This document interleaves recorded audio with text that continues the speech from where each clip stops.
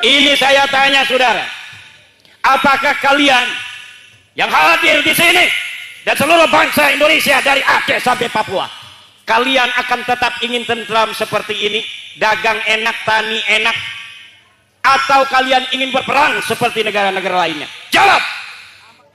Mungkin dulu-dulu itu mungkin ada sungkan-sungkan, sekarang jedorin aja ke tembok. Tujuh apa enggak? Bukan cucu Nabi, udah jelas. Siapa yang menjawab? Imaduddin Usman Al-Bantani, putra Nusantara asli, yang akan bertanggung jawab di hadapan Allah Subhanahu wa taala bahwa Habaib itu bukan keturunan baginda Nabi besar Muhammad sallallahu alaihi wasallam. Kalau begitu, siapkah kita berjuang menjaga marwah leluhur kita? Siap. Menjaga setiap jengkal tanah Indonesia ini? Siap. Siapkah saudara-saudara Laskar Sabilillah bantu Prabowo, bantu Gibran untuk menjaga bangsa dan negara Indonesia ini? Siap. Siapkah kalian kalau negara kekurangan tentara, kemudian kalian dijadikan tentara paling depan, ditembak paling dahulu kalah? Siap.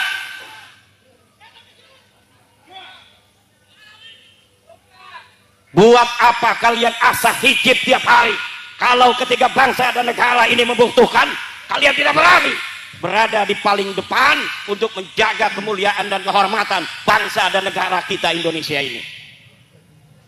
Tidak ada artinya kita hidup tanpa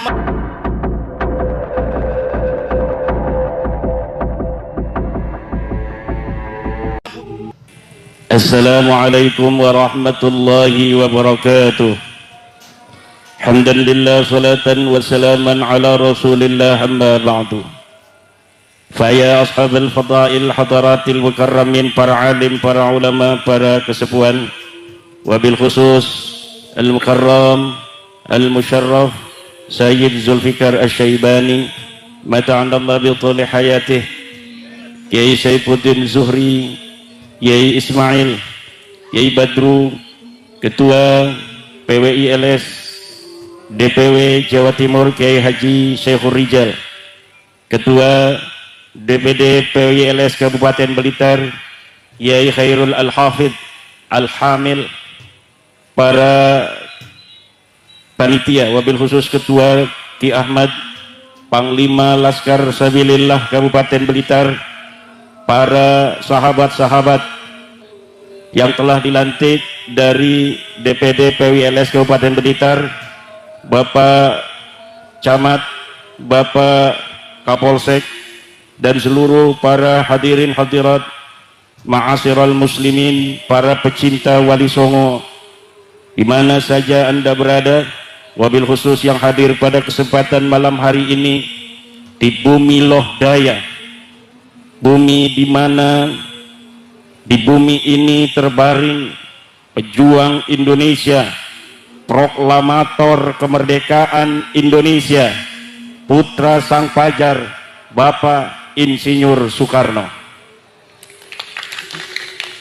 Malam hari ini pengajian juga dalam rangka memperingati Hari Kebangkitan Nasional.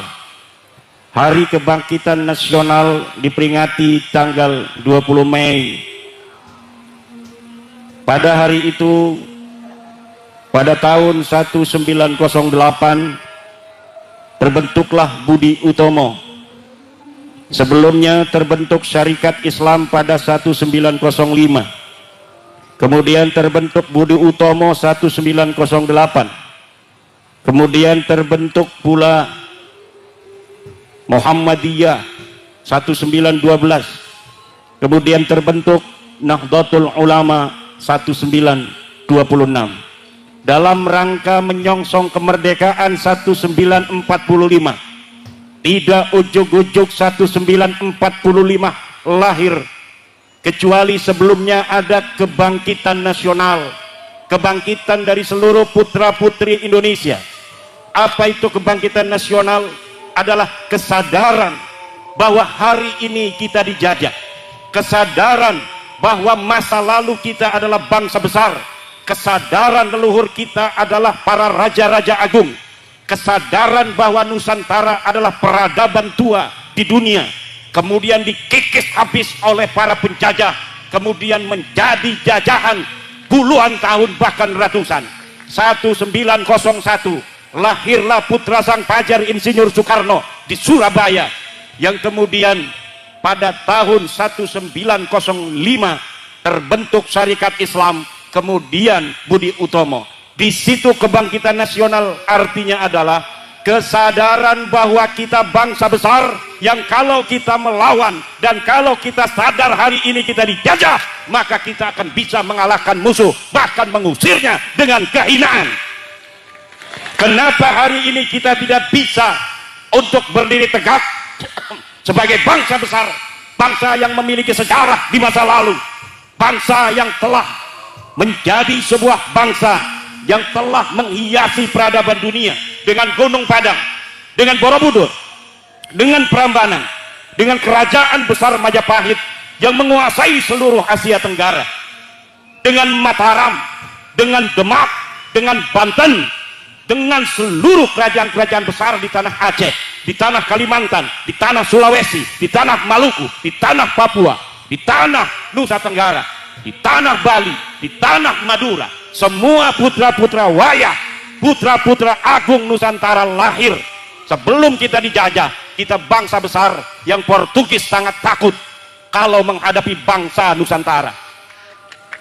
Negara-negara Eropa pertama kali datang ke Indonesia ini, mereka menjadi orang yang nervous. Mereka tidak pede menghadapi bangsa Nusantara. Kenapa? Karena bangsa Nusantara ini bangsa yang telah mendapatkan anugerah, diberikan kecerdasan otak. Industri perkapalan kita lebih hebat pada abad ke-15 daripada Eropa. Kapal-kapal Jepara, kapal-kapal Demak, kapal-kapal Banten itu lebih besar daripada kapal-kapal Portugis. Kemudian mereka datang ingin berteman, mereka datang dengan sopan santun. Lama-lama mereka menguasai perdagangan, lama-lama mereka menguasai pelabuhan, lama-lama mereka menjalin kerjasama dengan londo-londo ireng, dengan pengkhianat-pengkhianat bangsa. Akhirnya pengkhianat-pengkhianat bangsa itu yang juga bangsa kita, sebagian mungkin turunan zaman dulunya dia bukan orang Indonesia, itu pengkhianat-pengkhianat. Akhirnya mereka bekerja sama dengan Portugis, bekerja sama dengan Belanda, mengajak kibin-kibin Belanda, mengajak kibin-kibin Portugis untuk membangun kekuatan ekonomi di Indonesia yang dulu bernama Nusantara. Kemudian terpecah belahlah bangsa Indonesia. Sesungguhnya bangsa Indonesia ini bangsa kuat yang apabila tidak bisa dipecah belah, maka bangsa Indonesia tidak akan bisa dikalahkan oleh siapapun, saudara. Kenapa kita bisa dijajah? Karena dulu kita mudah dipecah belah. Kenapa mudah dipecah belah? Karena kita semuanya pengen jadi ketua, pengen jadi pemimpin, betul? Kalau kita saling menjaga, kalau kita saling menyayangi, agama kita boleh berbeda, saudara. Kita tetap saudara, DNA-nya tetap DNA Nusantara. Kita mayoritas sebagai Islam, tugas kita melindungi yang minoritas. Saudara-saudara kita dari seluruh agama dan kepercayaan yang ada di Indonesia. Hanya dengan itu negara Indonesia akan selama-lamanya hidup tentram, harmonis dalam persatuan ila yaumil qiyamah. Tapi apabila sebuah agama mayoritas dia merasa mentang-mentang ada di negara Indonesia, dengan dia mayoritas, kemudian dia menghina minoritas. Dengan dia merasa mayoritas, dia ingin diistimewakan melebihi semuanya. Maka kalau itu diteruskan, Indonesia ini tidak akan aman dari perpecahan. Ketua DPW PWILS Jawa Timur baru ngaji selesai. Mangga Kiai. Bismillah Muhammad. Ini saya tanya saudara, apakah kalian yang hadir di sini dan seluruh bangsa Indonesia dari Aceh sampai Papua, kalian akan tetap ingin tentram seperti ini, dagang enak, tani enak, atau kalian ingin berperang seperti negara-negara lainnya? Jawab. Aman. Ingin perang apa ingin tentram? Tentram. Kalau ingin tentram, hal-hal yang bisa memecah belah bangsa Indonesia ini, keangkuhan mayoritas harus dikikis habis, karena dia hanya fata morgana iblis. Bangsa Indonesia ini akan menjadi bangsa besar jika persatuan dan kesatuan kita kedepankan di atas perbedaan agama, di atas perbedaan suku bangsa, di atas perbedaan primordial. Jangan merasa orang Banten lebih mulia daripada orang Blitar, jangan merasa orang Blitar lebih mulia daripada orang Banten.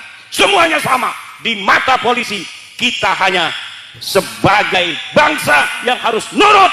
Kalau lewat lampu merah, tilang semuanya, walaupun punya foto dengan Kapolri. Begitu.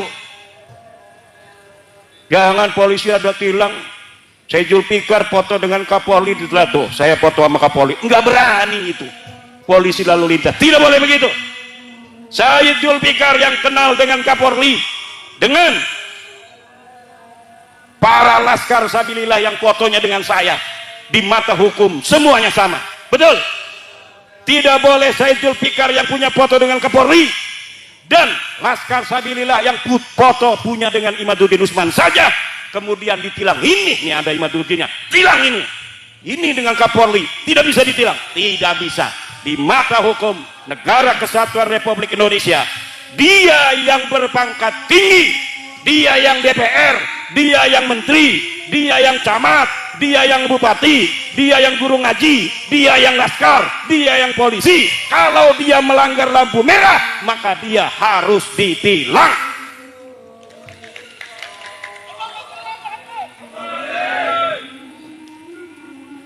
Tidak boleh hukum tajam ke atas, tumpul ke bawah. Salah nggak? Kebalik nggak? Tumpul ke atas, tajam ke bawah. Tidak boleh di negara Indonesia ini, betul. Dan Indonesia telah membuktikannya, saudara. Berapa menteri yang ditangkap oleh KPK, betul. Berapa pejabat yang telah ditangkap oleh polisi, betul. Maka kita harus percaya pada penegak hukum kita. Kalau kita berbangsa dan bernegara, aturannya kita harus percaya pada penegak hukum. Kalau kita masyarakat sipil, harus husnudon terhadap pemerintah, betul. Kalau kita sebagai orang-orang hukum, orang-orang yang berstatus warga negara Indonesia, ya harus patuh terhadap undang-undang negara Indonesia. Jangan udah diputuskan pengadilan kita tidak percaya, sudah ingkrah sampai ke Mahkamah Agung, dia tidak percaya terhadap hukum kita. Ditangkap sama polisi malah ngelawan. Kamu kenapa pakai peci haji? Kenapa nggak pakai helm? Peci haji saya ini, kalau peci haji saya ini, kalau saya jatuh dia tidak pecah, Pak polisi. Kalau helm dia pecah, tetap itu tidak SNI itu. Yang namanya peci haji walaupun sakti, dia sudah dikasih hijab nasor, tetap dia tidak SNI. Kalau dia pakai motor harus ditangkap Pak polisi, walaupun dia pakai peci haji, sorban. Ngomong saya ketua DPD PWI Kabupaten Blitar, tangkap aja kalau dia nggak pakai helm. Saya yang perintahkan, wakil ketua umum DPP PWI pusat, kalau ada laskar pakai motor tidak pakai helm, tangkap Pak polisi. Setuju? Kalau laskar aja ditangkap, apalagi kibin yang memalsukan kuburan, apalagi yang menjaga Nusantara aja. Para laskar sabilillah yang mengembalikan harkat martabat bangsa Indonesia, kalau dia tidak pakai helm maka tetap harus ditangkap, betul. Apalagi kibin kuburan, nggak ada orangnya dibikin kuburan, betul. Katanya Habib Ahmad Al-Habsyi wafat 1700, padahal kagak ada sejarahnya, kagak ada orangnya. Apabila ada yang begitu, hancurin apa biarin? Hancurin apa biarin? Hancurin. Tadi Sayyid Zulfikar Asy-Syaibani mengatakan, salah satu cara para musuh-musuh suatu bangsa ingin menghancurkan bangsa itu adalah rubah sejarahnya, lalu kabulkan sejarahnya. Orang-orang yang berjuang di bangsa itu kemudian dianggap sebagai pecundang pada masa perjuangan, kemudian dianggap sebagai pahlawan. Ini melongok kenapa? Apakah betul ini telah terjadi di negara kita? Betul apa tidak? Kalau begitu, siapkah kita berjuang menjaga marwah leluhur kita? Siap. Menjaga setiap jengkal tanah Indonesia ini? Siap. Siapkah saudara-saudara Laskar Sabilillah bantu Prabowo, bantu Gibran untuk menjaga bangsa dan negara Indonesia ini? Siap. Siapkah kalian kalau negara kekurangan tentara, kemudian kalian dijadikan tentara paling depan, ditembak paling dahulu kalah? Siap?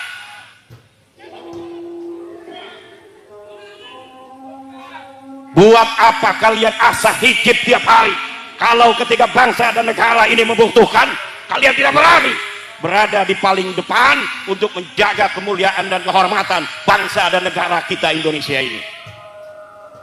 Tidak ada artinya kita hidup tanpa mempunyai peran yang signifikan dan bermanfaat untuk tanah kita, untuk masyarakat kita. Man lam yahtamma bi amril muslimina falaysa minhum. Siapa orang yang tidak mempunyai kepedulian terhadap urusan orang-orang muslim, falaysa minhum, maka dia bukan termasuk golongan orang Islam. Umat Islam dijadikan budak oleh orang-orang yang mengaku keturunan Nabi, tapi dia diam. Bahkan dia mengatakan, hei PWILS, kalian jangan mencaci, kalian jangan mencaci orang, jaga persatuan, jaga kesantuan. Hei, kalau sama PWILS Anda bilang kita harus jaga kesantunan, kenapa Anda diam ketika Rizik Syihab mencaci maki presiden saya Joko Widodo? Kenapa Anda diam ketika Rizik Syihab mencaci maki waliullah Gus Dur radhiyallahu anhu? Kenapa Anda diam ketika Nahdlatul Ulama dihinakan oleh siapa namanya? Faisal Assegaf. Ketika Mbah Hasim dihinakan, Anda diam. Lalu ketika kami putra putri Nahdlatul Ulama membalas semua itu, Anda katakan Anda bukan NU karena Anda mencaci maki. Saya mencaci maki, kita Laskar Sabilillah mencaci maki, bukan orang baik, tapi orang yang sukanya mencaci maki. Wa in aqabtum fa'aqibu bimisli ma uqibtum bih. Kalau engkau mau balas, kata Al-Quran, maka balas bagaimana perbuatan mereka. Dan kita belum seleting balasannya, ini belum selesai, saudara. Betul apa tidak? Sudah banyak yang mereka lakukan, menghina-hina para pemimpin kita, para ulama kita. Betul? Kita hanya ngomong, hei kamu bukan cucu Nabi, katanya mencaci maki. Kamu DNA-nya bukan DNA turunan Nabi, kamu bukan orang Arab, marah. Padahal itu kajian ilmiah, saudara. Ini ada kitabnya di abad kelima. Ahmad bin Isa kagak punya anak, Ubed. Ada kitab Tahdhibul Ansab, saudara. Ada kitab Mutaqilatul Talibiyah. Ada kitab Al-Majdi. Ada kitab As-Sajaratul Mubarakah. Ada kitab Al-Asili. Ada kitab Al-Fahri. Kapal sampai itu. Masya Allah. Ini bukan fitnah, saudara. Kalau ente bukan cucu Nabi, sadar aja.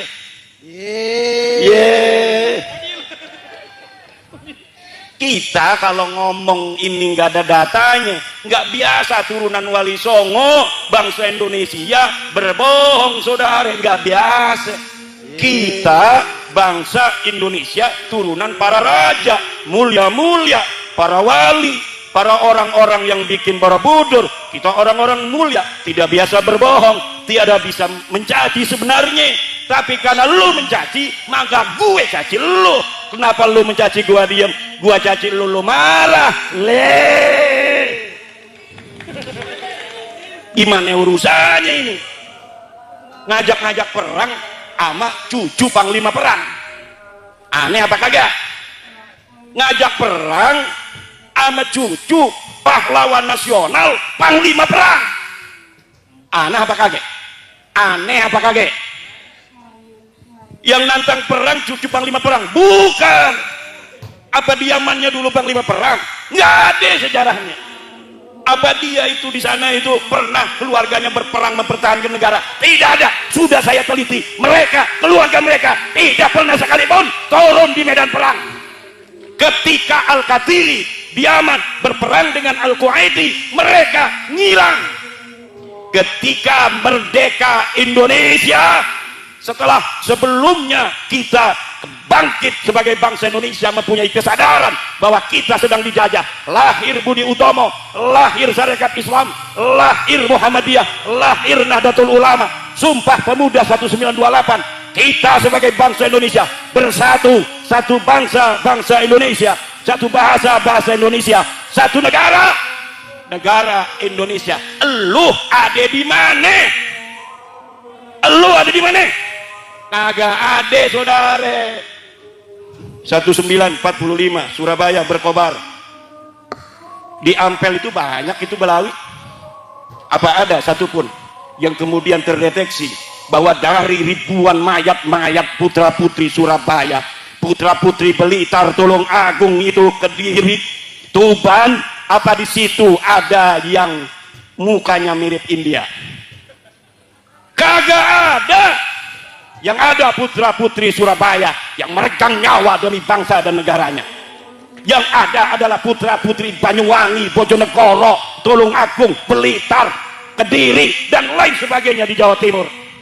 Dan ada satu putra dari Cirebon yang pasukan santri, karena waktu perang itu saudara, waktu di Surabaya itu berbagai macam pasukan. Pasukan nasional, pasukan pemuda Hindu, pasukan pemuda Buddha, pasukan Kristen, pasukan santri Nahdlatul Ulama. Dipimpin oleh siapa panglima perangnya? Sayyid Abbas Buntet, kakeknya Gus Abbas Buntet. Beliau belum datang, Mbah Hasyim Asy'ari. Tunggu dulu, tunggu Ki Abbas dari Cirebon sampai dia datang. Apakah itu Sayyid Abbas Buntet itu hanya dari obrolan para kiai, para ulama kepada santri, kemudian diberikan ceritanya sampai kita hari ini? Tidak, saudara. Perjuangan Ki Abbas Buntet ditulis di majalah The New York Times dari Amerika, ditulis di koran-koran Belanda, koran-koran Inggris, semua datanya lengkap. Tidak boleh seorang pahlawan kemudian dia dijadikan pahlawan sebagai pahlawan nasional, pahlawan kemerdekaan tanpa ada data satupun yang bisa dipertanggungjawabkan. Tidak boleh pahlawan nasional diangkat hanya karena anaknya jadi menteri sosial. Tidak bisa. Tujuh, putra putri Blitar tanggung jawab. Saya udah pakai keris begini. Kerisnya ada ininya, ya, bukan sembarangan ini keris ada ininya. Ini ada ceritanya, saudara. Cerita leluhur-leluhur kita masa lalu. Ketika masih masa kerajaan, menyebarkan Islam masing-masing. Joko Tingkir menyebarkan Islam, Raden Patah menyebarkan Islam dengan anaknya Trenggono. Di sana Sunan Gunung Jati menyebarkan. Kemudian ada kerajaan-kerajaan, kadang-kadang politiknya berseberangan. Aryo Penangsang, Pangeran Hadiri, sama-sama tujuannya, kadang-kadang ada salah paham. Karena apa? Beda kerajaan. Betul? Maka sekarang ini sudah Indonesia kita nyaman, tentrem, betul? Jangan sampai berbalik lagi pada masa-masa zaman dahulu kala dari kerajaan-kerajaan. Nanti saya datang ini, pangeran dari Banten, pangeran Pasuruan, pangeran dari mana dia itu? Surabaya ya. Nanti kalau ke Blitar disangkain orang asing pakai visa. Betul apa tidak? Kalau kita bisa dipecah belah, misalnya nih orang musuh, Blitar kerajaan sendiri. Kayak di Eropa itu tidak terlalu besar, tapi negaranya banyak, kecil-kecil tapi banyak. Naik kereta aja kita sudah melewati negara lain. Tapi harus pakai visa. Jangan sampai di Indonesia seperti itu. Setuju? Siap kita jaga Indonesia selama-lamanya. Kalau siap, kita sebagai mayoritas harus siap melindungi minoritas. kita sayangi yang beragama-agama lain. Hidayah itu datangnya dari Allah Subhanahu wa ta'ala. Kita tampilkan Islam yang santun, Islam yang sejuk, Islam yang menjadi rahmat bagi semua alam. Betul? Coba lihat di negara lain, sudah perang bos. India sama Pakistan udah perang. Berani kagak nanti perang, ngajak-ngajak perang. Mendingan kita menjadi bangsa yang santun, bangsa yang harmonis, saling menyayangi. Jangan lagi bohong-bohong aku cucu Nabi. Betul? Ente bukan cucu Nabi, ini sudah mustahil ente cucu Nabi. Dari mana aja ente bawa nakib-nakib dari luar negeri, suruh ngomong nasab ente para habaib itu sahih. Orang Indonesia sudah paham semua, sudah baca buku saya, ulama Nusantara mengugat nasab palsu. Datanya sudah qat'iyyud dilalah, sudah tidak bisa lagi ada celah untuk menjawab daripada terputus, dan sudah qat'inya bahwa Ba'lawi bukan keturunan Nabi. Tidak mungkin bisa untuk diganggu-gugat lagi. DNA ente bukan orang Arab. Pokoknya bukan orang Arab aja. Udah jelas kalau orang Arab J1, ente bukan J1. Jangan ngaku-ngaku lagi di YouTube. Kita para habaib turunan Rasulullah. Malu. Ini yang nonton sambil nyengir-nyengir sendiri. Kagak punya malu lu. Nah ini yang terjadi. Polisi-polisi, para penegak hukum yang dulu, wah ini ada merkosa 31 anak nih, tapi ada al-habsinya. Ini cucu Nabi, jangan. Mungkin dulu itu mungkin ada sungkan-sungkan. Sekarang jedorin aja ke tembok. Tujuh apa enggak? Bukan cucu Nabi, udah jelas. Siapa yang tanggung jawab? Imaduddin Usman Al-Bantani, putra Nusantara asli, yang akan bertanggung jawab di hadapan Allah Subhanahu wa ta'ala bahwa habaib itu bukan keturunan baginda Nabi besar Muhammad sallallahu alaihi wasallam. Dan di sana nanti akan didampingi oleh Said Julfikar dan Kiai Ismail. Jangan takut. Ini kesepuhan ini Masya Allah luar biasa. Di mana saja kegiatan PWI, kalau beliau lagi ada waktu, beliau hadir sampai ke Kresek, kampung saya. Masya Allah. Ini namanya Sayyid Syarif Ismail, kesepuhan Nahdlatul Ulama di Surabaya. Ini Nahdlatul Ulama kita jaga, tapi Nahdlatul Ulamanya harus kembali ke ajaran Wali Songo. Betul? Bagaimana kembali ke ajaran Wali Songo? Yaitu menomorsatukan Nusantara di atas segalanya. Menomorsatukan Nusantara di atas segalanya. Semuanya yang harus dilakukan Nahdlatul Ulama adalah demi sebesar-besar tegaknya persatuan dan kemuliaan bangsa Indonesia. Jangan biarkan warga Nahdlatul Ulama dijadikan budak oleh bangsa lainnya. Jangan jadikan warga Nahdlatul Ulama seperti ayam yang dilemparkan ke mulut buaya. Kenal Kiai Syukron Makmun? Jawab yang keras. Kenal Kiai Syukron Makmun? Kata Kiai Syukron Makmun, kalau ada yang mengaku cucu Nabi, kita muliakan walaupun dia bohong. Kata Kiai Syukron Makmun, karena apa? Karena bohongnya itu urusan dia di hadapan Allah. Tapi dengan dia mengaku cucu Nabi, kemudian kita muliakan, niat kita memuliakan Nabi, kita tetap dapat pahala. Ini walaupun mungkin ada benarnya sedikit, walaupun ada benarnya sedikit, yang banyak itu salah dan pembodohan umat. Karena ini sama saja melemparkan ayam di mulut buaya yang sedang menganga. Betul apa tidak? Udah tahu buaya dilemparin ayam, dimakan. Ini kalau misalnya warga-warga umat Islam, kiainya ngomong begitu, nanti umatnya ini jadi salah tingkah, bahkan salah kaprah.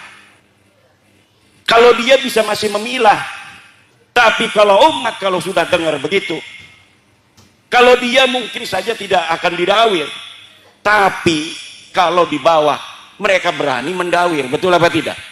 Kenapa? Karena kata-kata menghormati bagi mereka artinya dawir. Kata-kata menghormati bagi mereka adalah budak. Dan kita bukan budak, kita turunan raja. Ente turunan siapa? Turunan saya, leluhur saya adalah Raden Wijaya, penguasa dari Majapahit. Ente turunan siapa? Ane turunan Prabu Siliwangi. Ada batunya, batu tulis, jelas sanadnya, jelas dalilnya, jelas datanya. Ente turunan siapa? Pakai Mukodam. Mana datanya Pakai Mukodam pernah dilahirkan di atas dunia? Kagak ada. Tapi wajib dihusnudon. Nggak mau kita. Nggak ada datanya, kita wajib husnudon. Kita bangsa Indonesia, bangsa besar, kebangkitan nasional 20 Mei. Jaga seluruh bangsa Indonesia. Kita jaga pemimpin-pemimpin kita. Tidak boleh lagi hari ini sampai masa depan ada orang bukan putra Nusantara berani mencaci maki presiden dan wakil presiden.